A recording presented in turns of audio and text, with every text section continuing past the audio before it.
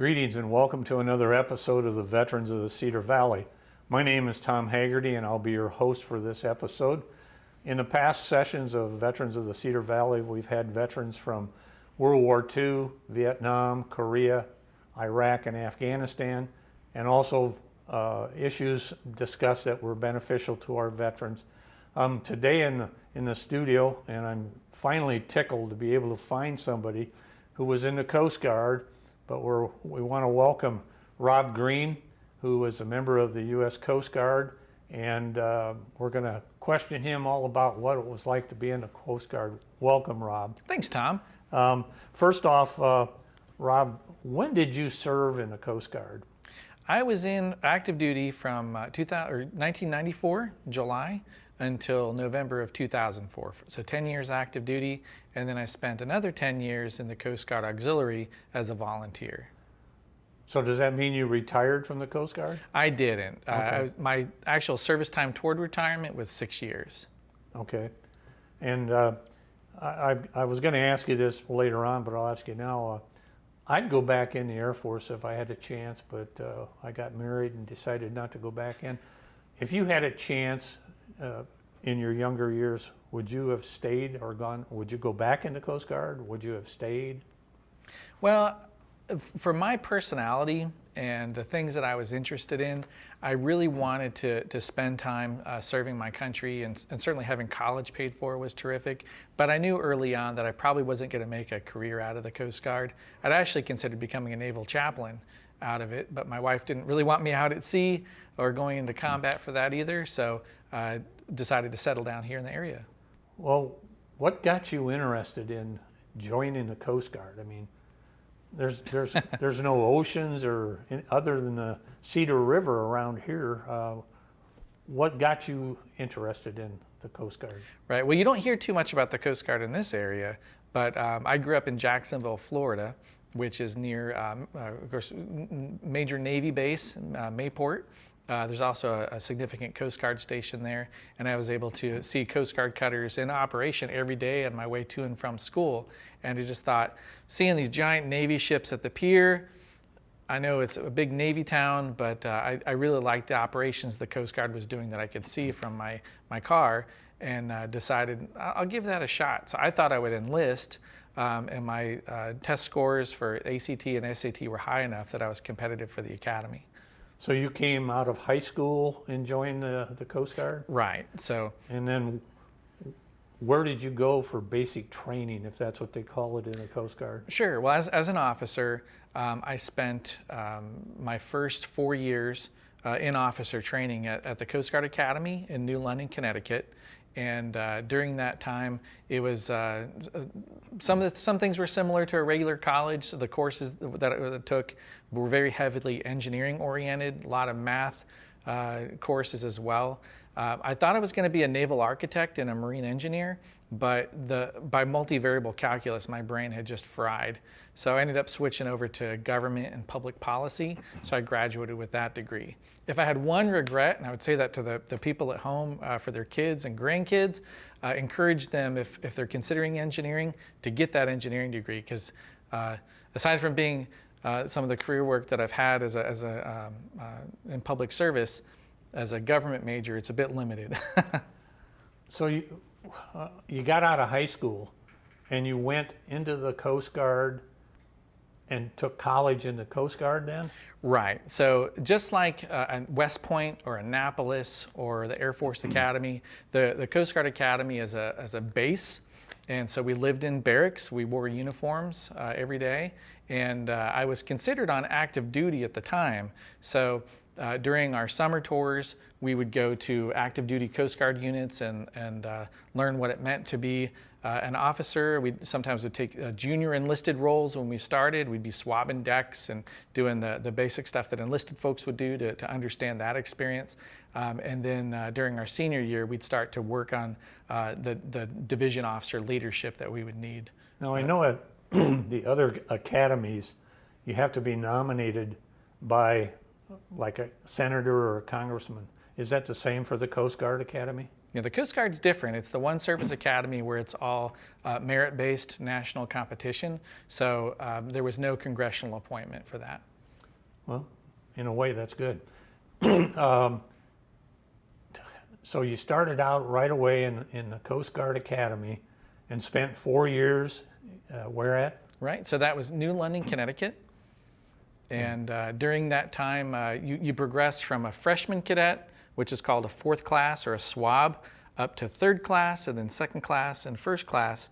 Fourth class year is just miserable. And you're not allowed to, even as you're walking down the corridors of your barracks and of the academic buildings, you're not allowed to look to the sides. You have to look dead ahead, and as you're crossing other fourth class cadets, if they're coming the other way, you have to stay in a straight line and then make, gosh, I don't remember, a turn, and then another turn, and then another turn, and then get back into line. So you'd have 200 freshman cadets doing this, like just crossing each other, and as you're eating meals, you had to do it in the wardroom, sitting at the edge of your chair, with, again, head and eyes in the boat. You could only eat like this. You weren't able to look down at your food. So they talk about the freshman 15 in college, and we joked at the academy that it was losing 15 pounds your freshman year. So you wouldn't necessarily be walking down the hallway looking at your cell phone and then having to do all that. Correct. Yeah. There was none of that. Yeah. I remember having to do this way. You had to eat your meal that way, but I was in Boy Scouts doing that. Okay. Yeah. So imagine doing that for an entire year. Oh my. It was rough. And I did bring the running light, which is the guidebook that cadets as freshmen we had to carry with us at all times in our back pocket. So this is the one I used to know what all the cadet regulations were, and especially I like to say toward the back. I've shown my kids this, that when we talk about clean rooms, every room in the barracks had to be set a certain way, even down to where your towels could be in your drawers, your sweatpants, your socks had to be folded a certain way. And I find I still do all of that today. Really? It's just sort of built into me now.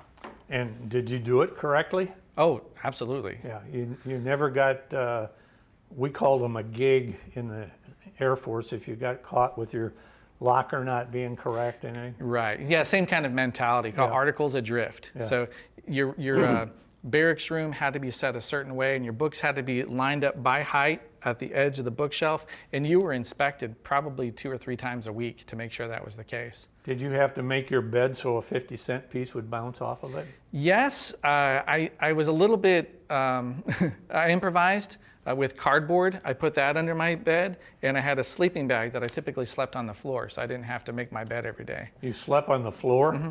Oh my goodness. You went for 4 years to the academy? Right. And then when you graduated, you were a lieutenant? You start as an ensign, and so that's probably a year and a half that it's basically a probationary status as an officer. These are officer ranks? Correct. Okay. Yep. So yes, you start out as, just like in the Navy, there's ensign, lieutenant junior grade, then lieutenant, lieutenant commander, commander, captain, and then there are 4 levels of admirals. So lower half, upper half, vice, and then full admiral. So the highest rank in the Coast Guard is admiral? Is a full admiral, 4 stars. Right. And a captain is an admiral in charge of a boat? No, we could talk a little bit for like the way the Coast Guard is set up. You typically have admirals in charge of Coast Guard districts, and then Coast Guard areas. And so within the Coast Guard, I have a graphic that's all the Coast Guard sectors in the country. So America is basically split up into, I think it's 35 different sectors. And there's a Coast Guard captain who, an 06, who's responsible for each of those sectors. And it's kind of surreal for me now because I'm seeing some of my classmates who are now being put in command of these sectors. And I always thought that an 06, a captain, was ancient. So here it's my classmates now filling that ancient role. Where's the largest Coast Guard duty station? Sure. We've got a few that are large throughout the country that service most of our major cutters. So you can see there, the Atlantic area and the Pacific area each have a 2-star admiral in charge of them. And then our largest bases, within each of those districts, we've got District 7 is Miami, and that's very large. District 5 is Norfolk, also very big. Boston is a large base. And then Milwaukee is another significant one up in District 9, the Great Lakes. Then New Orleans, also very large. District 11 has Alameda, California, which is probably one of the biggest bases in the country, just a little bit, I think, north of San Francisco. And then Seattle, also large, right on the waterfront. And probably one of the biggest areas is where I was up stationed in D17, District 17, which is Alaska. And that was like in a whole other country. It was a huge base in Kodiak, and we basically were on our own for support and service. When we come back after the first half we conclude, I want to talk to you about where you first went and what you had to do, and then like about the ships, like you call them ships? Oh, cutters. Cutters? Yeah. Right. Every one of the ships are cutters? Any vessel larger than 65 feet is called a cutter. Okay. And since you mentioned you were in Alaska, were you on a ice cutter? Sure. Did I say that right?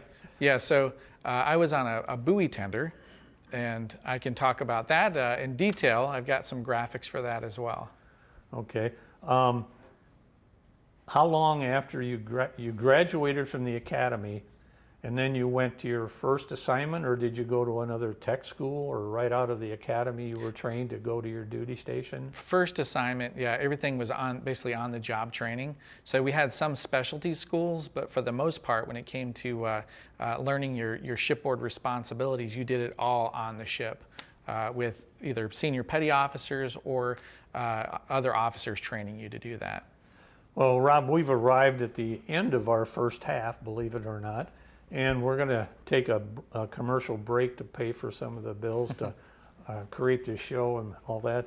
And we'd like to invite the viewers to come back and join us for the second half.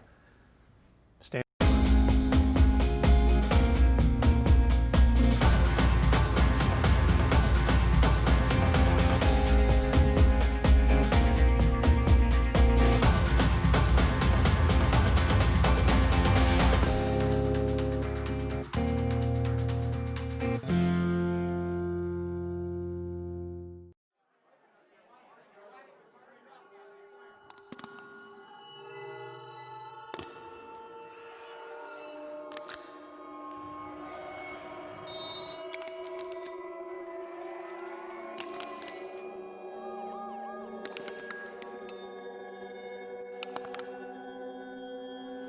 Underage drinking comes at a cost. What gets crushed when you drink?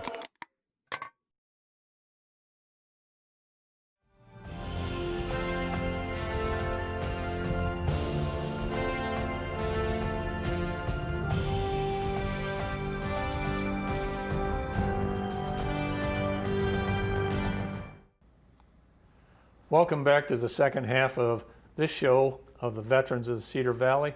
My name is Tom Haggerty. I'll be your host for the rest of the show also. I mentioned at the start that I was just tickled to finally find somebody from the Coast Guard to come in and be on our show. And our guest today has been Rob Green. And Rob is a graduate of the Coast Guard Academy. And he brought a number of his Coast Guard items with him. And I really wanted to see Rob get into his Coast Guard uniform, which is in the background, but like me, I can't get into my old Air Force uniform, so we just hung it on a pedestal. But Rob, what I'd like to go back to is on your picture here that's the viewers can see, is two ships. I'm sorry, two cutters, right? Correct. They're not called ships? Right. Okay. Yes, they are called ships? They're called cutters. Okay. Yep. So tell me about the two cutters in your picture here. Sure. Well, I'll get to talk a little bit about the Coast Guard missions at the same time. So the first cutter that I was assigned to for 2 years, my first full tour was 99 to 2001. This is Coast Guard cutter Sedge, and it was a buoy tender, seagoing buoy tender built in 1944 up in Duluth, and had served up in Alaska. My home port was Homer, Alaska, and so I spent most of my time up here on the bridge, and our primary mission was aids to navigation. So we serviced buoys all throughout Cook Inlet, and on top of that, we were also one of the primary search and rescue assets in Alaska. Many times if a fishing boat had injuries or some sort of accident, they would fly helicopters like this one. They'd fly it out of Kodiak and would rescue people from the air. But if it was something that needed more support or a vessel needed towing, they would have us on scene in order to meet those needs. So you can see we have a small boat that we would launch out. I spent a lot of time on this boat doing boardings. So I'd be dressed up in a dry suit with my service pistol and 3 boarding crew with me. We'd go on board the fishing boats, inspect their gear, make sure they were complying with federal laws and regulations, and then also would be on response if they had emergencies as well. So did this for 2 years, and then was assigned to Washington, D.C. From 2001 to 2003. That, of course, was right during 9/11. So we saw the Coast Guard very much change from sort of a firehouse mentality to being more like a cop on the beat. It was a very different philosophy that took hold after 9/11. So after 2 years there, serving at headquarters in D.C., I was assigned as the executive officer of Hickory, which was the buoy tender that actually replaced this ship. These never actually were together in real life, but this ship directly replaced this one in Homer, Alaska, and I was very honored to be on one of the first crews servicing Alaska with that ship. On either one of the ships, what was your job? So as a junior officer on Sedge, I had probably 7 or 8 different collateral duties, including commissary officer. I was responsible for overseeing the ship's cooks. I also fleeted up to operations officer, so I managed the ship's schedule. I was the public affairs officer. I probably had 10 or 15 other small duties. Education services officer, so I proctored exams for the crew. I also trained damage control and firefighting techniques. And you don't know something until you've had to teach it to others. So they would tend to have the officers give that training to the crew. And it was a 24/7 operation. I really didn't have a life outside of the Coast Guard while I was an ensign and a lieutenant junior grade. How many employees or sailors, or what do you call the Coast They're Guard? sailors. Yep. Sailors? So coasties. Yeah, coasties. How many were on that ship? Sure. This one, I believe we had 52. Even though it was only 180 feet long, it required a lot of manpower to service the ship. Whereas with this one, even though this one was 225 feet, so almost 50 feet longer, it only had a crew of 32 because so much of it was automated. We didn't need near the number of personnel on board. But the thing I loved about we call them 225s or 180s. We call our ship classes by how long they are. Keep it simple. So the 225 I was on was considered a multi-mission cutter, and it was designed for lots of different kinds of operations, including oil spill response. So Congress had allocated a lot of money to the Coast Guard after the Exxon Valdez disaster in the 90s. So our ship was one of the primary assets to pull out oil skimmers and booms in order to do oil spill recovery. And this was used to great effect during the Deepwater Horizon incident down in the Gulf. Some of the occupations in the Coast Guard, a lot were for officers, but others were for the crew people. Right. You call them crew people? Sure. Okay. What was the highest job an enlisted person could hold? Well, we had ratings, which is similar to a military occupational specialty, or as I understand, you were a hospital corpsman. Mm-hmm. So within the Coast Guard, there were probably 10 to 12 different ratings, far fewer than the Navy has. But that could include a bosun's mate, hospital corpsman, operations specialist, a subsistence specialist, which is like a cook, the damage control man. So quite a few. And you basically promoted within your rank. So if you were a bosun's mate, you were always a bosun's mate. Or if you're a hospital corpsman, you were always that. So if there were spots available ahead of you, you might be able to promote up to that. But as an officer, it was a little bit different. With the Coast Guard, we had specialties. You could be a pilot, I was a ship driver, so a deck watch officer was my official title. Then you typically had a secondary as well. So I did intelligence and some other interesting things. Was the Coast Guard co-ed? I mean, are there jobs that women would be interested in joining the Coast Guard for? Oh, certainly. Within the Coast Guard Academy, we had probably 30% female. Commanding officers were women, sector commanders, admirals now. So it's particularly with the ships. This one had a berthing area where everyone was together, so it's difficult to get women onto those sorts of ships. But these newer ships, cutters, have staterooms even for the enlisted, so you can have pockets of men or women assigned together with separate restroom facilities and sleeping areas. On duty on your cutter, did you ever have to intercept, say, like a drug boat? Sure. Well, you hear about that, especially down what we call D7, the Miami area, Caribbean. That's where most of that happened. For us in Alaska, I think we had a few marijuana seizures, and meth was a big issue in some of these remote islands and cabins. So sometimes we dealt with that on the fishing boats. But for the most part, I certainly wasn't one of the drug enforcement specialists. I was much more for law enforcement into fisheries.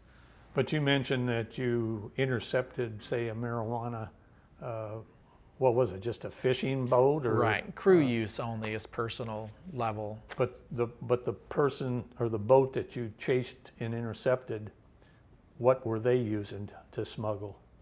Well, it was just personal use. It wasn't actually smuggling. Oh, okay. So we have to enforce federal laws, and that's a federal law. So that was what I think that person actually got arrested and taken off the ship. Okay. Now, one of the questions I've always been interested in, especially about the Coast Guard, was does the Coast Guard just guard or patrol the continental United States borders, or do they do rivers like the Mississippi, or Sure. do they go overseas? Or Yeah, it's people are surprised to find out that the Coast Guard has a presence worldwide. Right now we have patrol cutters in the Gulf, or Persian Gulf, doing embargo work and inspecting and protecting oil rigs as part of Operation Iraqi Freedom and Enduring Freedom. We also have liaison offices in Singapore and other nations around the world where ships are going to be coming to the United States. We do inspections overseas for them as well. So worldwide deployment also entails training, especially in Africa and Asia. Most of these countries, their navies are actually Coast Guards. They're doing drug interdiction, migrant interdiction, fisheries. So many times our Coast Guard cutters, the large ones, will travel in fleets with the Navy overseas, and sometimes those other nations will do Navy training, like hardcore military stuff, but they also want to know, how do we better defend our borders? How do we conduct search and rescue? So the Coast Guard is a very active partner with the State Department to help train other navies to be good Coast Guards. now, on the one boat or cutter that you were on, that was stationed in Alaska? Correct. Homer, Alaska? Yes, very small town. It's the end of the road. Really? Is it the end of the United States and then Yes. the frozen Bering Sea or whatever it goes? Once you get to the Homer Spit and the Land's End Resort, that's as far as you can possibly drive in the United States. Well, now, is the reason that they're that far up just because of potential invasion or anything from Russia? Or? No, it's Homer is a very big fishing community, so we were out to help guard and protect the fishing boats if they run into trouble, but also to mark the channels for ships, particularly oil tankers going into Valdez, and then container ships that would need to service Anchorage, because nearly all material coming into Anchorage, like even the stores and the malls, they're coming up via container ship. How long were you in Homer before you were reassigned someplace? Right. I spent 2 separate tours there. So I was there for 2 years as a lieutenant, junior grade, and an ensign. And then I was in D.C., and then I went back out to be the second in command of the new ship, and I spent a year with that. A very different experience, because my wife and I had just gotten married. So I found out that being married in the Coast Guard was a whole lot different than being single. Speaking of your wife, and she's quite an author. I've read a couple of her books. When you were in the Coast Guard, one of the books she wrote was about you being deployed, or service people being deployed. Was it like a prayer book, I want to say? Well, one I'm thinking of is the 5 Love Languages Military Edition, Okay. where she talked quite a bit about what it was like for us to be separated and the difficulty, especially for Coast Guard people, in that for us being out at sea, we're leaving for 2 weeks to a month at a time to go on patrol, and then we'll come back for a week, and then we'll be back out for another 2 weeks. So we never really could establish much of a home routine, whereas in the Navy, you typically are on larger ships, and you're leaving for 6 months to a year at a time, and then you're back for a year.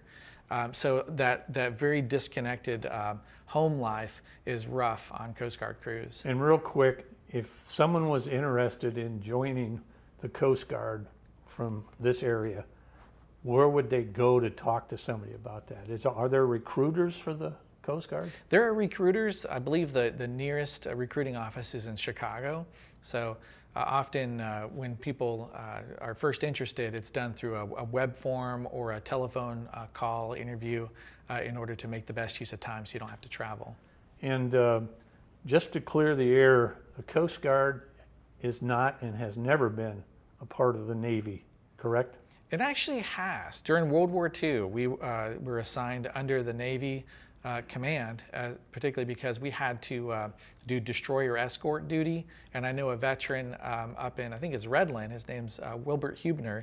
He was a Coast Guard destroyer escort sailor and spent many trips going across the Atlantic, convoy escorting against U-boats.